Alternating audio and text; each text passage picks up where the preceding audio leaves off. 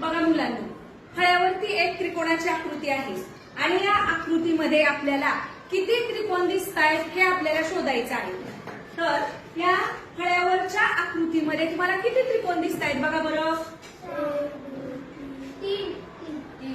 नीट बघा किती त्रिकोण आहेत. 4 त्रिकोण आहेत. तो म्हणतो 3, तो म्हणतो 4, तो म्हणतो 5. पण मी म्हणते नाही ते पण 1 2 3 4 5 6 7. बघा खूप त्रिकोण निघायला लागलेत. पण हे पण करेक्ट नाही, हे पण चुकलंय.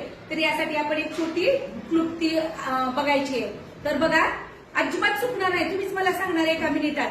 मी काय करते बघा, इथं किती लिहिले 1 2 3 4 असं लिहून घ्यायचं. जेवढे त्रिकोण आहेत तेवढे ओळीने अंक लिहून घ्यायचे आणि या अंकांची बेरीज करायची.